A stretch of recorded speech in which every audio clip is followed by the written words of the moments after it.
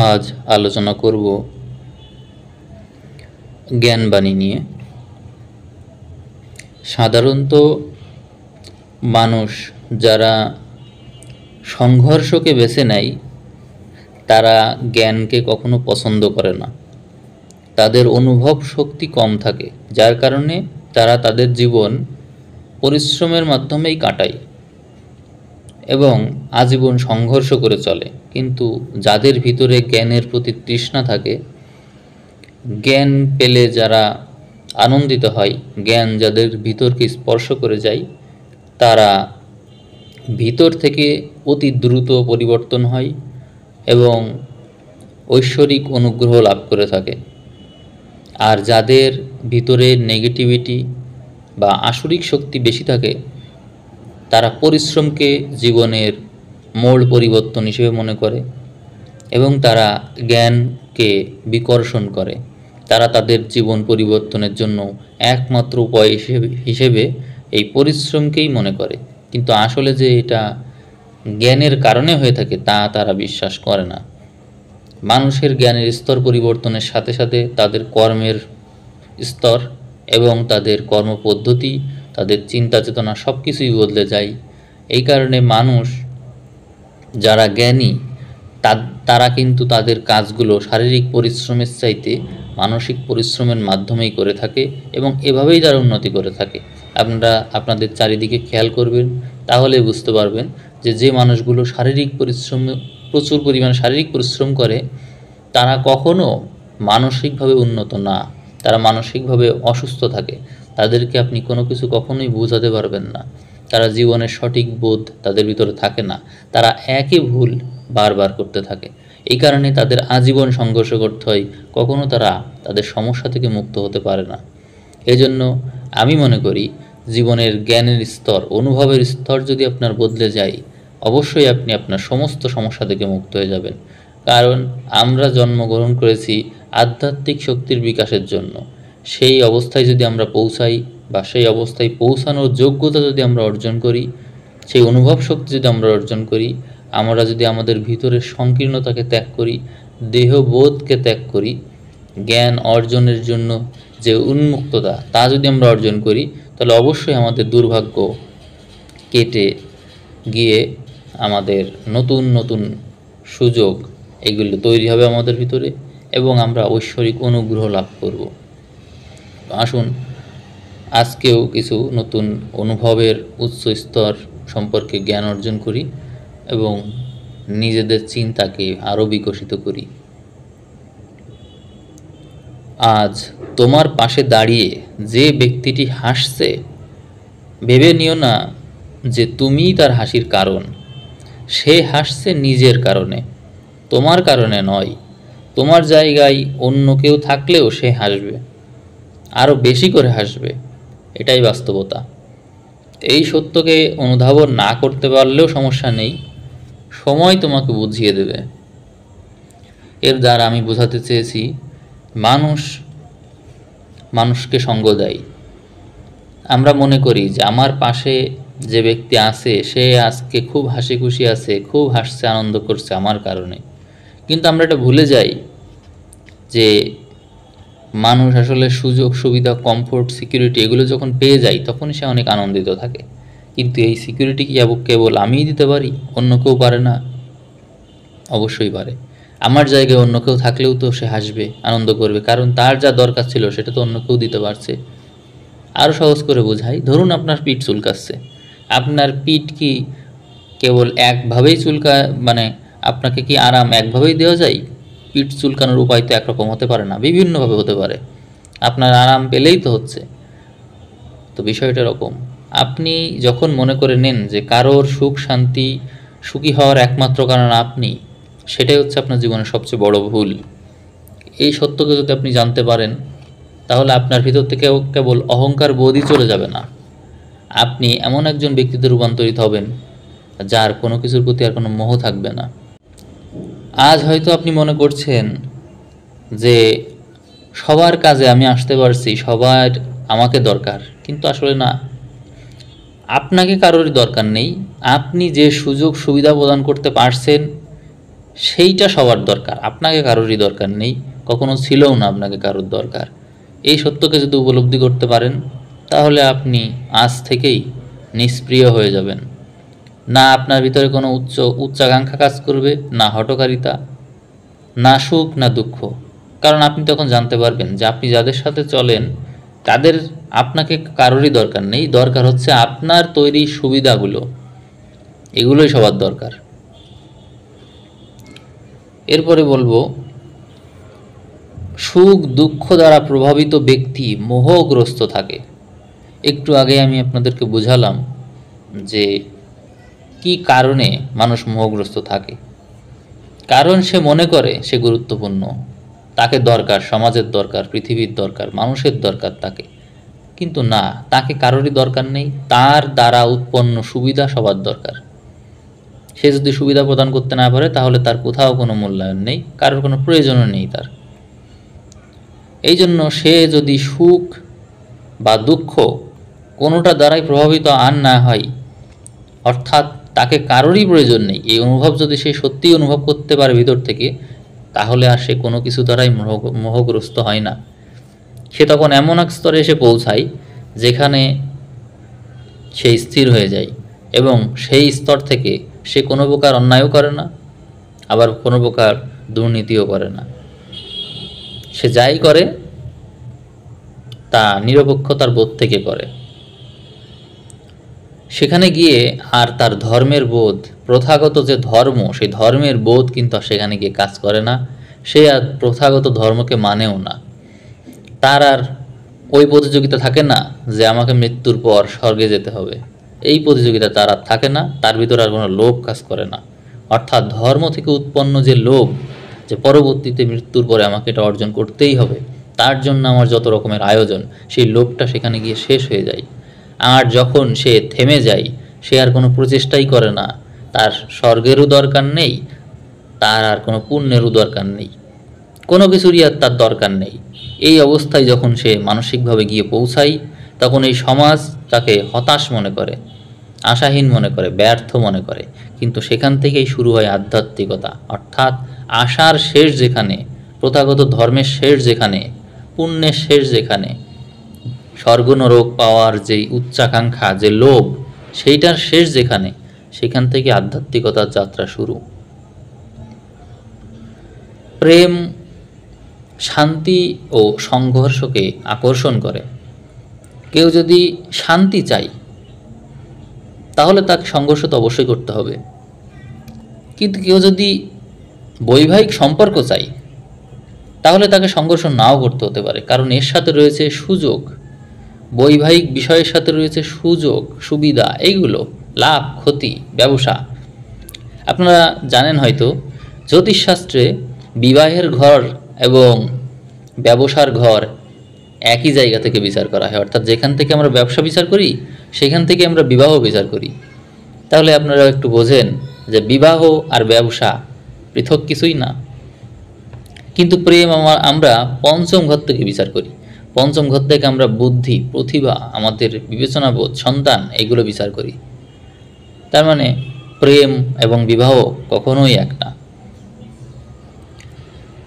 প্রেম শান্তি সংঘর্ষকে আকর্ষণ করে, এই কথা বলার অর্থই এই যে মানুষ যদি শান্তি চায়, প্রেম কি দেয়? শান্তি দেয়। কিন্তু মানুষ যদি শান্তি চায় তবে তাকে কিন্তু সংঘর্ষ করাই লাগে, অর্থাৎ তাকে সংঘর্ষকে স্বীকার করে নিতে হয় এবং সংঘর্ষ নিবারণের পথও তাকে আজীবন অন্বেষণ করে যেতে হয়। কারণ সে প্রেম চেয়েছে, সবার জন্য কল্যাণ চেয়েছে সে, এই জন্য তাকে তো সংঘর্ষ স্বীকার করতেই হবে। যদি তুমি ধর্ম কি তা বুঝতে না পারো তবে উত্তর খুঁজতে কবরে বা শ্মশানে যেও। ধর্ম কি তা যদি বুঝতে না পারো, এই কথা বলতে আমি বোঝাতে চেয়েছি যে মানুষ তো আনুষ্ঠানিকতাকেই ধর্ম মনে করে, উৎসবকে ধর্ম মনে করে, আনন্দ করাকে ধর্ম মনে করে, কিন্তু এগুলো তো ধর্মের কিছুই না। আপনারা মনে রাখবেন যে লৌকিকতা বা সমাজ ব্যবস্থা যা কিছু বয়ে নিয়ে চলেছে তা কখনো ধর্ম হতেই পারে না। তারা তো সুযোগ সুবিধার মাধ্যমেই জীবনকে বয়ে নিয়ে চলেছে। এই কারণে ধর্মের যে জিনিসগুলো বাদ পড়ে গেছে সেইগুলোই আসলে তার মূল কথা ছিল, আর যা এখনো পর্যন্ত অবশিষ্ট আছে, যা উচ্ছিষ্ট, তাই বয়ে নিয়ে চলা হয়েছে, তার মধ্যে তো ধর্ম কখনোই নেই। এই জন্য মানুষ তার জীবনের শেষ স্তরে গিয়ে একেবারে যখন মারা যাওয়ার উপক্রম হয়, যখন সে শয্যায় থাকে, দীর্ঘদিন ধরে ভুগতে থাকে, তখন তার ভিতরে একটা অনুভব আসে, রিয়েলাইজেশন আসে। সেখান থেকে সে বুঝতে পারে যে সারা জীবন সে যা করেছে সবই ভুল ছিল, ধর্ম নিয়ে সে যা করেছে সবই ভুল ছিল, কারণ সে তখন ঈশ্বরের দেওয়া শাস্তিই ভোগ করেছে মূলত। এই জন্য তার ভিতরে একটা অনুভব আসে, আর সেই অনুভবের সমাপ্তি, সেই অনুভব তা কিন্তু তাকে শ্মশান বা কবরে নিয়ে গিয়ে শেষ করে, সেখানে তার সেই চেতনা অবস্থান করে। এই কারণে আপনার অবস্থা যদি খুব খারাপ হয়, মানসিকভাবে হতাশ থাকেন, অসুস্থ থাকেন, কোনো কিছু ভাবতে না পারেন, ধর্মের এই শৃঙ্খলা আসলে ভিতর থেকে আপনাকে যদি উচ্ছৃঙ্খল বিশৃঙ্খল করে তোলে, আপনি যদি কোনো দিশা না পান, অর্থাৎ এই ধর্মের ভিতরে যদি আপনার কেবলই মনে হয় যে এর ভিতরে কেবলই ধোঁয়াশা, কোনো সঠিক কোনো লক্ষ্য নেই, তখন আপনি কবরে বা শ্মশানেই চলে যান। সেইটাই আপনাকে সঠিক লক্ষ্য দেখাবে, সেটাই আপনাকে বলবে যে সঠিকটা আসলে কি। তখন আপনার ভিতরে যে উদাসীনতা তৈরি হবে, সেই উদাসীনতা হয়তো শূন্যতাকে আকর্ষণ করবে। তখন আপনি এমন হয়ে যাবেন যে আপনি সেই মৃত্যু পথযাত্রী ব্যক্তিদের হয়তো কথা শুনতে পাচ্ছেন, হয়তো তাদের হাহাকার শুনতে পাচ্ছেন যে আমাদের মতো ভুল করো না, আমাদেরকে কেউ খোঁজে না, কিন্তু একসময় আমরাও সবার জন্য অনেক কিছুই করেছি, ছুটেছি, অনেক ছুটেছি, কিন্তু এখন যাদের জন্য ছুটেছি তারা কখনোই আমাদের স্মরণ করে না। আমাদের পূর্ণ বল সেইটাকেও তারা কখনো আহ্বান করেনি, কখনোই তারা আমাদের খুঁজতে আসেনি, তারা আমাদের মনেও করে না। দিনের পর দিন, বছরের পর বছর, শতাব্দীর পর শতাব্দী এইভাবেই এখানে আসি, কিন্তু কেউ কখনো আমাদের খোঁজেনি। আমরা যে প্রজন্মের জন্য এত লড়াই করি, এত কিছু করি, সেই প্রজন্ম তো আমাদের কখনোই খোঁজেনি। আমাদের দোষ না নিক, আমাদের গুণ তো নিতে পারে, তাও তো নেয়নি। তাহলে কার জন্য খাটছো তুমি? এই প্রশ্নের উত্তর কিন্তু হতাশ ব্যক্তির কাছেও থাকে না, তার হয়তো উত্তর একটা দীর্ঘশ্বাস। যার ভিতরে ধর্মের গর্ব বেঁচে থাকে, আধ্যাত্মিকতা কিন্তু তার ভিতরে কখনোই প্রবেশ করে না। এ যাত্রা অসীমের দিকে, সংসার সেখানে বড়ই ফিকে। যে ব্যক্তি মনে করে যে আমার ধর্ম শ্রেষ্ঠ, আমিই সব, আমি পূর্ণ, আমার সমস্ত কিছুই সঠিক, আমার দেহ কেউ কখনো দেখেনি, তার মানে আমি সৎ, আমি পবিত্র, আমার সাথে কারো শারীরিক সম্পর্ক হয়নি, তার মানে আমি পবিত্র, আমি নিয়মিত ধর্মকর্ম করি, তার মানে আমি পবিত্র, স্বর্গে যাওয়ার টিকিট আমার কনফার্ম। যে ব্যক্তি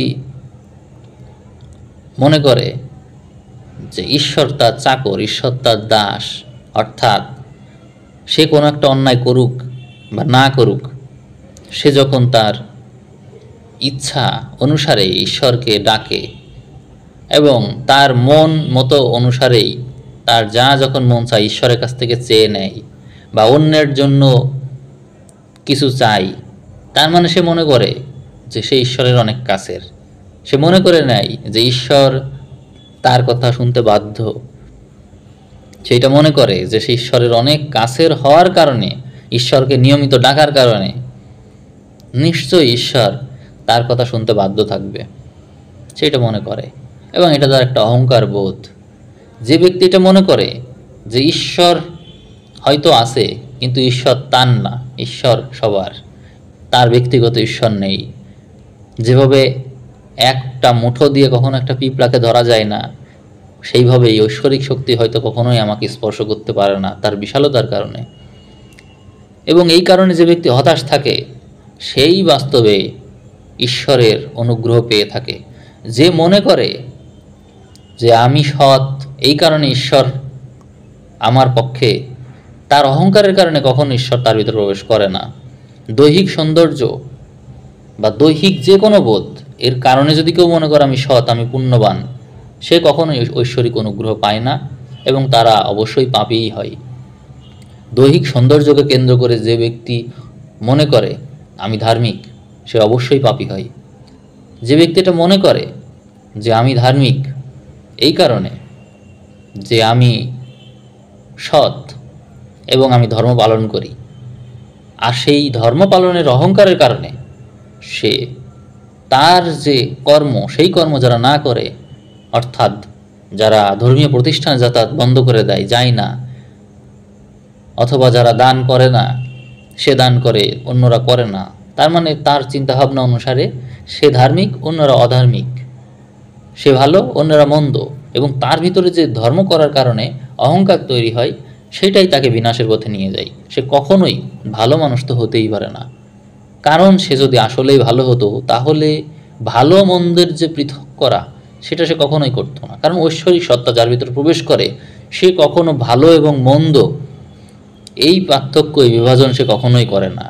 আপনারা সমাজ ব্যবস্থায় নিজেরাই খেয়াল করবেন এবং নিজেদের কাজের ভিতরেই লক্ষ্য করে দেখবেন, আপনি একটা ভালো কাজ করলেই অন্যরা যে খারাপ, অন্যরা যে মন্দ এবং আমি যে ভালো তাদের থেকে আমি উন্নত, এই দৃষ্টিভঙ্গি চলে আসে। এই দৃষ্টিভঙ্গি আসলো মানে আপনি বিনাশের পথের দিকে এগিয়ে যাচ্ছেন।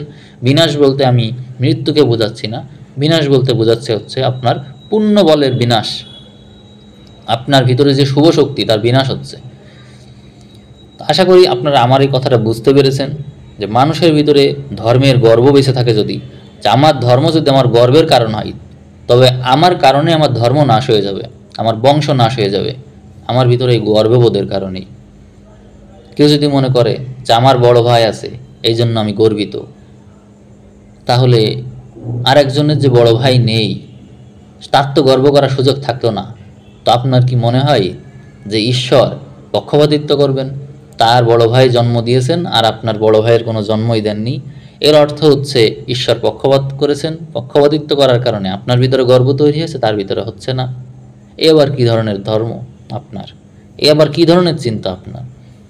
সুতরাং আপনি জন্মগতভাবে যে দেহই পান, যে ধর্মই পান, যে বংশ পান, যা কিছু আপনি জন্মগতভাবে পেয়ে গেছেন তা নিয়ে যদি আপনি গর্ব করেন, আপনি কেবল ধ্বংস হবেন না, আপনার বংশ সহ সমস্ত কিছু ধ্বংস হয়ে যাবে। কারণ আপনি অবচেতন মনেই ঐশ্বরিক শক্তিকে অপমান করছেন, বারবার অপমান করছেন, গর্বিত বোধ করছেন। এটা আপনার অপমানের জন্য এগুলো সব একসময় ধ্বংস হয়ে যাবে। হয়তো আজকে না, কয়েক যুগ পরে, কিন্তু তা হবেই। অনেক সময় আমাদের ভিতরে এমন কাজ করে বিষয় যে আমি তো কোনো অন্যায় করিনি, আমি তো কোনো পাপ করিনি, আমার সাথে এগুলো কেন হচ্ছে? আপনি আপনার দুর্ভাগ্য এবং পাপকে পরিত্যাগ করতে পারেন কিভাবে সেটা বলি। আপনার পূর্বপুরুষের জমি, টাকা পয়সা, ধন দৌলত আপনি ভোগ করছেন, ছোটবেলা থেকেই করেছে, কেউ কেউ করছে এবং করবেও। এইগুলো যারা করে তারা নিয়তিকে কিন্তু খণ্ডাতে পারে না। কারণ হচ্ছে তার পূর্বপুরুষ তো এই জমি জমা, টাকা পয়সা, ধন দৌলত পুণ্য কাজ করে অর্জন করেনি, অধিকাংশই কিন্তু পাপকর্ম করে অর্জন করেছে। সুতরাং তার পাপের দণ্ড তো আপনাকেও ভোগ করতে হবে।